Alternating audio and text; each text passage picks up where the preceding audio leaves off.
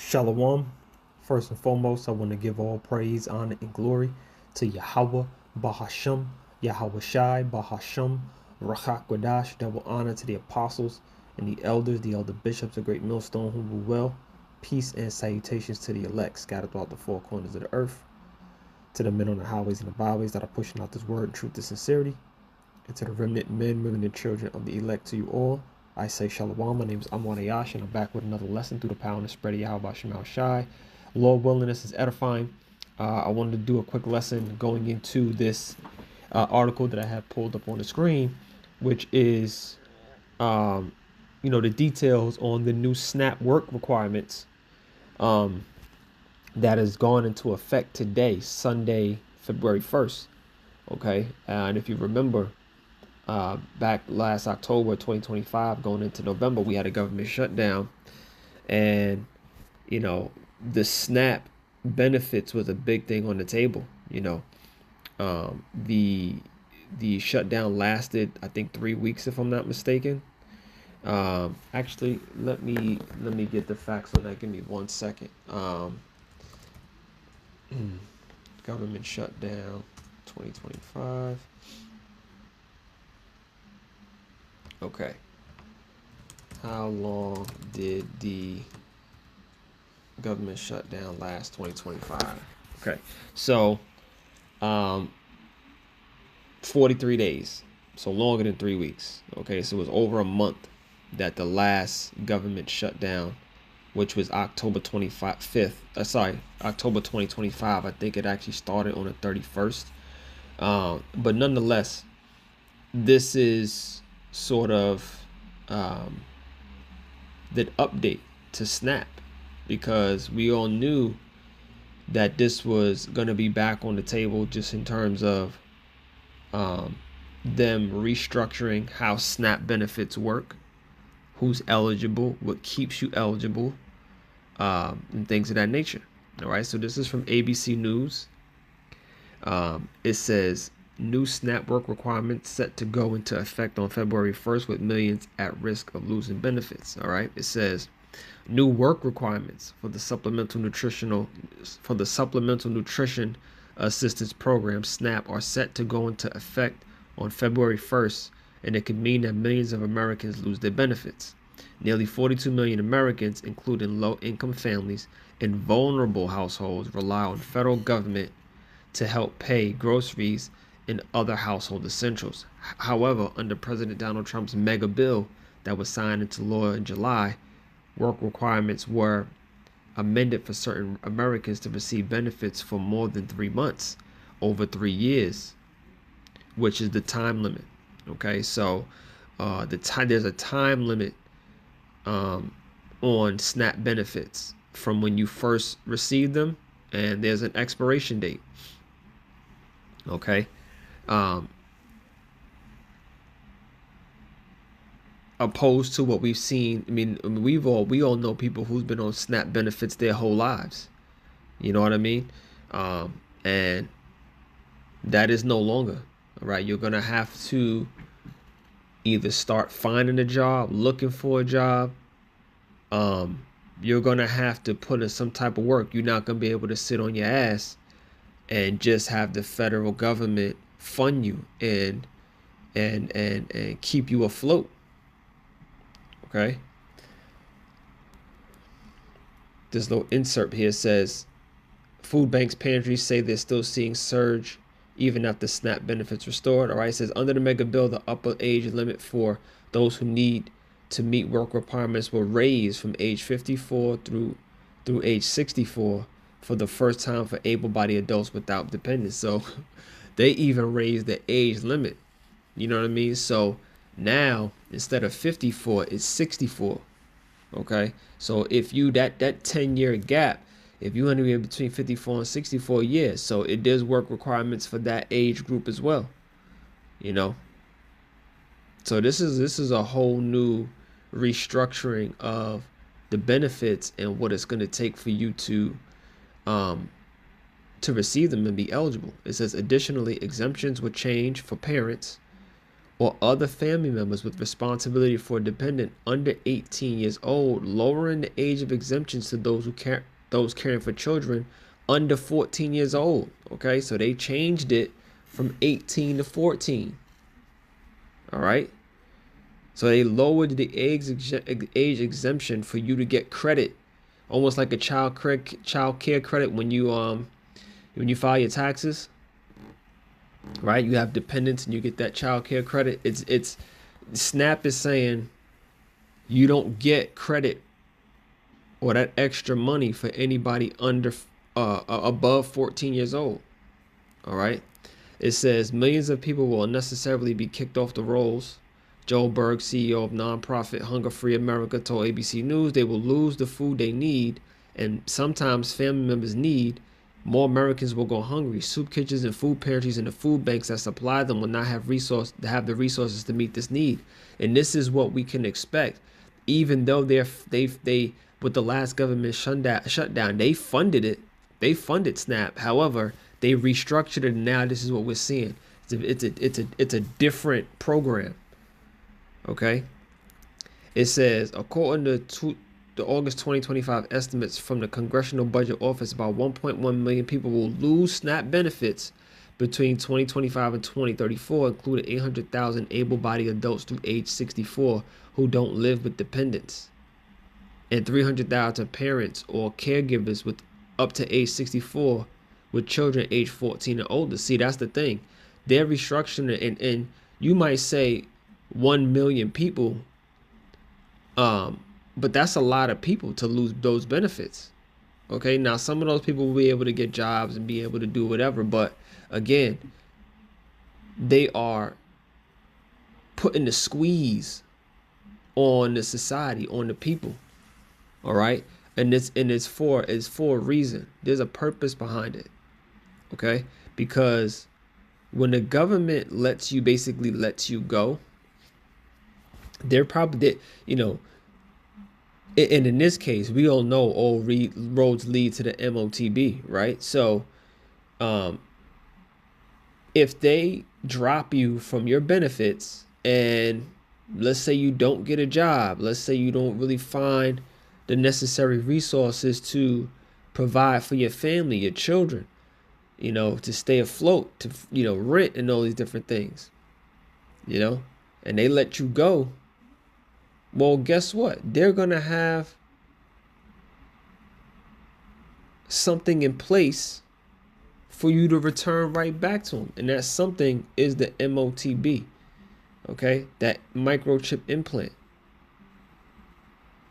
So they're not doing this just for this is by design. All right? We're going to start seeing the government put a tighter and tighter and tighter squeeze on the American people. All right? The funding ain't just going to be there. Okay? You're going to have to in other words, you're going to have to give up something in order for the government to fund you. Right? You're going to have to make a sacrifice, and that sacrifice is getting chipped. Period. Right? And it may not seem like it from this, but like if you read an article like this, it may not jump out on the page. You might not think, the sacrifice is getting chipped. Okay, but these people are setting up a whole new world order system. Right? A whole new world order system. And within that system, you're gonna have what you call that? I'm having a brain fart right now. Shoot. Where the government is paying out, let's just say monthly,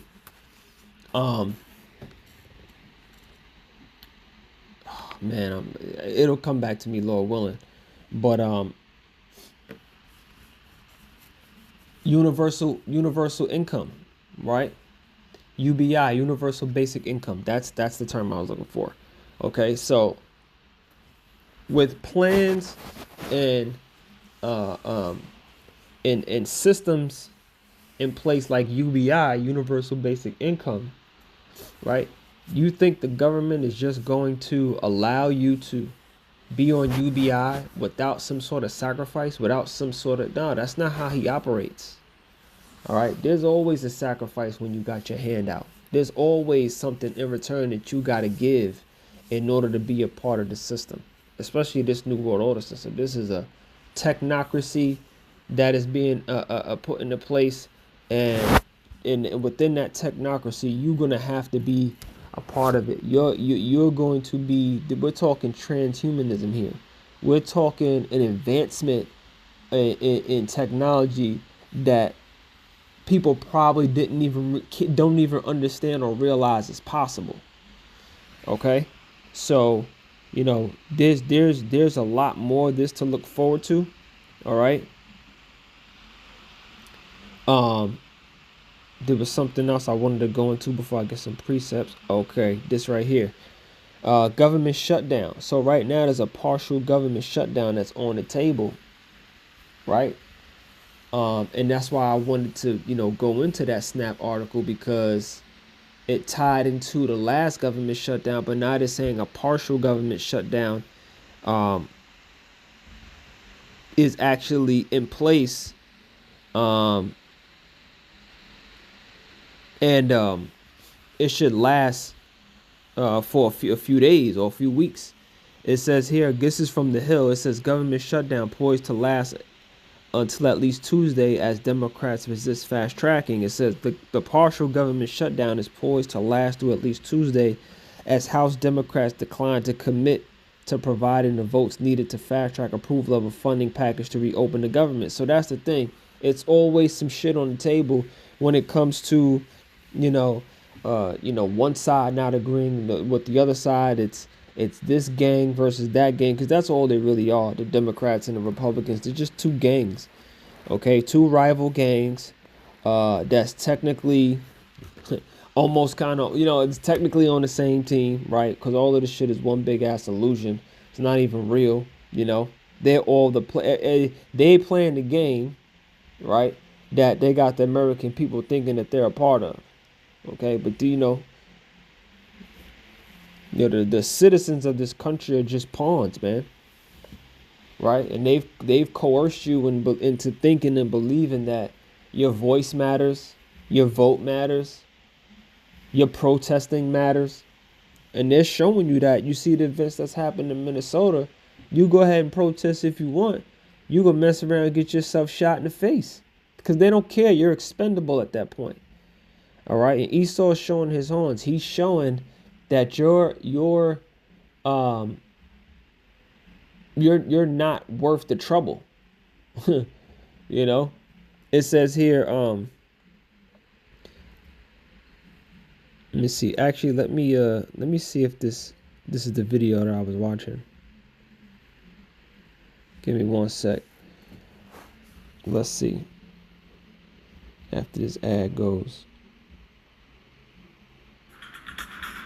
In the whole country, I would say that this was No, that's not it. But anyway, this is a video that was going into it a little bit. Let me just play it real quick. Fair use, fair use. Let me just play this video. A partial government shutdown is reaching the 24-hour mark after the deadline passed for a deal to be approved by the House. Fox News reporter Madeline Rivera has the latest. The effects of this government shutdown so far are pretty muted because it's the weekend and most federal offices are closed for the weekend. This is also a partial government shutdown, meaning about 78% of the federal government is affected. This does include the Departments of Defense, Homeland Security, Transportation, among others. Their funding has lapsed. Unlike the last shutdown, though, programs like SNAP won't be affected because Congress has already provided funding for it.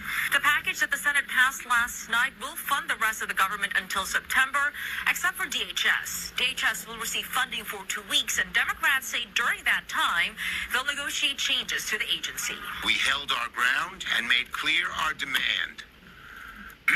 The Senate must separate the Homeland Security's bill out of the large appropriations bill and allow this chamber to make real changes to overhaul ICE and to end the violence. The shutdown is expected to be short if the House passes the Senate deal next week.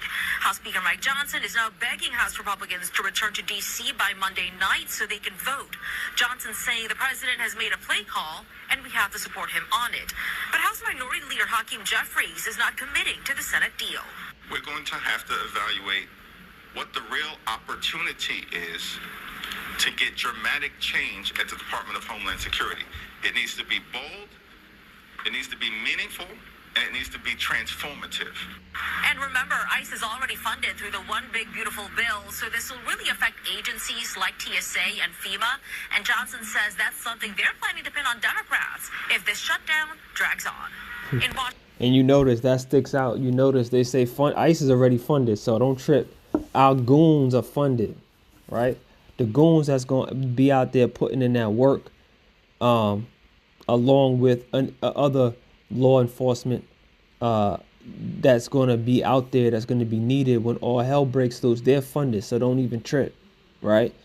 And what's important to know, what's important about, this information when it comes to government shutdowns. Again, we had one last, maybe 2.5, 3 months ago, early in late 2025. There's a partial shutdown now. You see what's going on with the snap and everything. What's important to just know and understand, it really just shows how fickle things are here in America. Okay, 1 second you could be funded, the next second you could be, all hell could be breaking loose. All right, where they could shut down the government and it affects the lives of so many people, so many workers, so many institutions, so many agencies, right? Workers being furloughed, not getting paid, right? That hurts the local economy, right? You got all these different services that are being suspended, government services, you know what I'm saying? SNAP didn't go out for 43 days, right? That's starving families, he's hurting businesses. We've seen the impact that it had on the airline industry, So we're just waiting for that black swan event to take place that's going to be just going to completely collapse this place, man. All right. And where your dollar, your notes, your fiat currency ain't going to be worth nothing. And all hell breaks loose. That's what we waiting for. When I say we, us hopeful members of the elect, I want this place to be destroyed. All right. Now, a couple precepts. All right. Because like I said, what happens is when these government shutdowns happen, a lot of people get furloughed. A lot of people get laid off. Some people get furloughed. Some people get laid off. You know what I'm saying? Some people are, lose their job and never to return. Things of that nature. And then you got to go on unemployment, get unemployment benefits, another government funded, resource. Again, if you want that, it's going to come a time is if you want that funding, you want that UBI, you want that funding, guess what? You're going to have to get marked. All right. Ecclesiastes 12:4 says, and the door shall be shut in the street when the sound of the grinding is low, and he shall rise up at the voice of the bird, and all the daughters of music shall be brought low. So we're going to see a time where there ain't going to be the job market is bad as it is now. And it's just going to get worse and worse. All right. It's not going to get better. It's going to get worse. All right. We're not looking forward to this place recovering. We're looking forward to this place collapsing. Okay. This is the book of Isaiah, chapter 31. Right. And you're going to see these precepts come out. These same precepts, because this is the time that we're in. All right. Let's go back to Ecclesiastes real quick. All right. This is the season that we're in. Ecclesiastes 3:1. To everything, there's a season and a time to every purpose under the heaven. Right.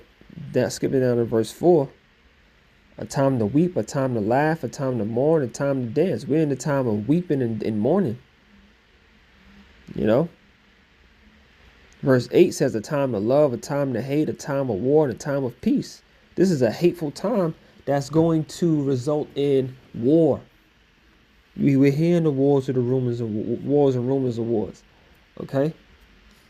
We're hearing about all of this nuclear weapons demonstrations and these nuclear programs that these countries are building up. They're getting prepared for the Third World War. All right? Make no mistake about it. It's going to happen. All right? Isaiah 31:1 says, woe to them that go down to Egypt for help. All right? And stay on that. Egypt represents America. Okay? The modern day Egypt. And stay on horses and trust in chariots because they are many. And the horsemen because they are very strong, but they look not unto the Holy One of Israel, neither seek the Lord Yahawah, Bahashem Yahawashi. So woe unto them that go down to Egypt for help, because Esau Edom has created a world where you don't get to survive without them, right? Scriptures say we must go to them for the one of all things. That's by design. That's, first of all, it's the will. It's the will. Yahweh Bahashem Yahawashi made that so. That's the curses that were put on the so-called blacks, Latinos, and Native Americans. But that has expanded to damn near everybody, right? You can't set up a business without Esau's confirmation, without his okay. You can't, register a business and make, you can't make money without paying taxes, right? You can't buy land without his input, without his say-so. All right? You can't even raise your children without him. So when the Lord said we must go to this devil for the one of all things, that's what he means. You know what I'm saying? And woe unto them that go down to Egypt for help, because Esau Edom has set up a society in a world where, again, that's what it means to put the squeeze on you. Because you don't get to operate off your own merit, your own will, and your own desires. He has to be involved. All right? This is the type of world that we live in. This is how Esau functions and operates. And that's why the world is in a state of mourning. The whole entire earth is in a state of mourning. Because of this man. Because of his evil, wicked rulership. Right, and the Lord's gonna have to take him down, because he finna come down with that great wrath, as the scriptures mention. Right, but as we always say, this place is circling a drain and it won't be healed. I'll just get that and close out. Jeremiah 51 in verse 7. In verse 8, Babylon is suddenly fallen and destroyed. How for her? Take balm for her pain. If so, she may be healed. And Esau won't be healed. There's no balm. There is no medicine. There's no cure for Esau. There's no cure for Babylon the Great. There's no cure for this rulership and this system. Okay? All empires must fall, including America, including Babylon. But this is the last one. That's the last evil empire that has risen up. And there will be a never ever happen again. Because the kingdom of heaven, the kingdom of our Lord and Savior Yahawashi is being set up. A righteous kingdom, a new heavens and a new earth wherein dwelleth righteousness. All right. Verse 9 says we would have healed Babylon, but she is not healed. Forsake her, and let us go every one into his own country. For her judgment reacheth unto heaven, and is lifted up even to the skies. You know what I'm saying? So the judgment for Babylon is set. There is no healing. There's no cure. There's no balm that's going to put this place and patch this place back up. Because this is collapsing right in front of our eyes. All right. We see government shutdowns, these different programs, falling by the wayside. There's no life for this place. All right. That's why the scriptures say that we must arise ye and depart. Okay. That's why the scriptures say there's no continuing city here. Okay. Because this is not our rest, man. This is Esau Edom's kingdom. And Yahawashi kingdom is on its way. All right, so with that, I'm going to give all praise, honor, and glory to Yahweh, Bahashem Yahawashi, Bahashem Rakakwadash, double honor to the apostles, the elders, the elder bishops, the great Millstone, who rule well, peace and salutations to the elect. Shalom.